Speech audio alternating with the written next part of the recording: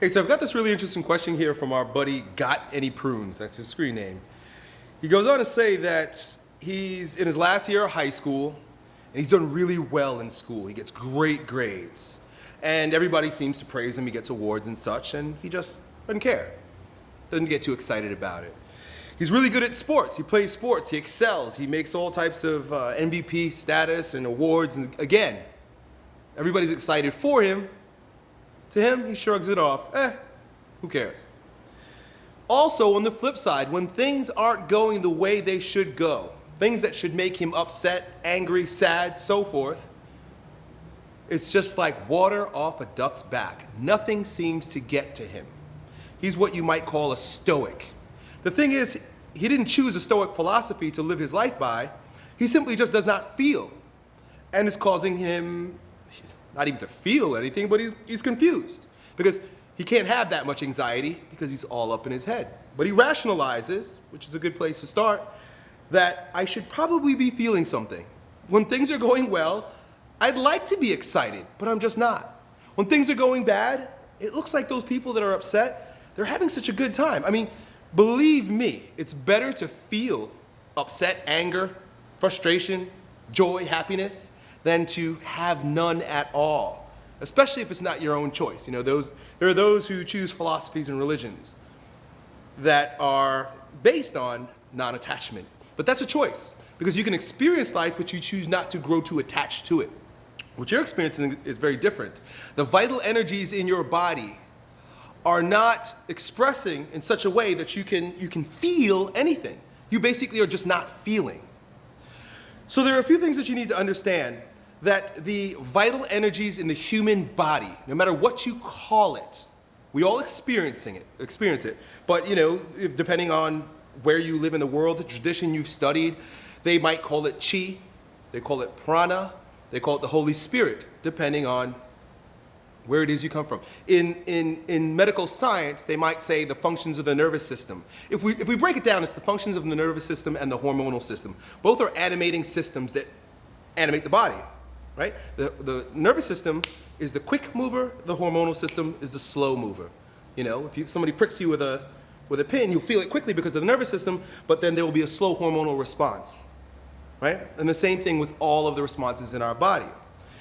There are those that would have you believe, and really justifiably, that they're sexual energies. That energy is of sexual nature. And it can be expressed or not expressed in certain ways. The way I'm going to approach this for you is by labeling that energy the charge in your body, the way that energy charges your body. You can either have no charge, and I'll describe a person with no charge in a moment, because that might not really be you. There might be a charge there. There might be a low charge, which might be the situation for you, because especially for those who happen to do well in sports, there's always a charge there. If you had no charge, you probably couldn't animate yourself to do athletics. And then there's someone with low charge, and then there are people with held back charge. If you study the work of Wilhelm Reich and character structure, he would call that like a schizoid, which is someone who almost has depersonalization. So essentially, it's almost like their head is in the clouds. All their charge is up here. A lot of times those people have really tight necks because there's a lot of muscular restriction. All their muscular holding pattern is right here. It's almost like they've been psychologically castrated from their body. And these people are often of a very intellectual, creative type, but it's almost like they're ghosts floating, and they don't feel or experience anything. Then you have the second type, which is more of an oral characteristic. This is the person who has low charge. And this is a person who sexually, the first one, sexually, there would be impotence. If she was a female, there would be completely dry vagina, no sexual desire even. They don't even look at the opposite sex. The person of the low charge. Now, if you're a man, this is going to look like your ability, you call it an ability, but really it's dysfunctional in a way, to have sex for as long as you want. You get a boner because there's enough charge to sexually stimulate you, but you can just stroke, and then when you do ejaculate or orgasm, it's like, well, there it is. right? So there's enough charge to get you going, but not enough charge to get you to explode. This shows up in other areas of your life, not just sexually. I'm using sex as a metaphor based on the work of Reich. And then there's a rigid type, the neurotic. This is kind of like the way where I'm at, and where a lot of people are. This is the person who has healthy sexual charge in their body, but they're holding it back because they've been told, sit down, shut up, don't express. And then we hold it back. We're holding tight. The muscular system becomes very tense in certain areas. And sexually, that expresses itself as premature ejaculation. So excited that when I get the opportunity, bang, I break out. I open up. Can't even hold back the floodgates. There's so much there, but I'm constantly fighting against myself that when I get the opportunity, boom, I explode. So if you're not feeling life, it's either because there's no feeling in your body, there's low feeling in your body, or there's held back feeling in your body. I hope you see that. I use the word charge and feeling interchangeably. So what you've got to get to happen now is to bring feeling back into your body. I'm going to give you suggestions based on where you feel you might be on that spectrum. If you happen to be someone that just has no feeling in their body, right? And you can accept this consciously, because a lot of times we're so attached to our way of being that we're just like, who cares? Like, I don't even want to look at that. Someone just puts up a mirror and you don't want to see it. If you're of no charge and you're willing to look at that and see it as not fully expressing yourself and experiencing life, feeling life, allowing life to happen through your body, because that's where we experience joy, pleasure, anger, frustration, sadness, then what you're going to need to do is get someone, a manual therapist, to physically work on your body. Massage is a very good technique for bringing the vital energies out of your head down back into your body. If you find that that's the type of person that you are, right? If you just have no desire even for physical experience, you're probably up in your head as a schizoid type, and you need someone to almost massage it back down into your body, down into your heart, down into your balls, down into your feet, right? Tapping is also very helpful. The thing is with this person, that first type, the type that has no charge at all, is that if they do their own work, if they try to do their own bioenergetics, if they try to do their own tapping, because there's so much in their head, they're going to resist the full expression. They'll do it, but they'll be like, nothing's happening. I'm in my head. They'll try bioenergetics. They'll try releasing emotionally through exercise, but it'll all be with a detached mind. The head's doing one thing and the body's doing another, and there's no integration. The second person, you're someone who needs, your energy is a little bit lower. You're more in your heart. They call the oral the lover because they have, their energy stops here. They're trapped in their heart. You probably, if this is you, you probably have a bit of a kyphotic posture. You're probably a little bit rigid right here.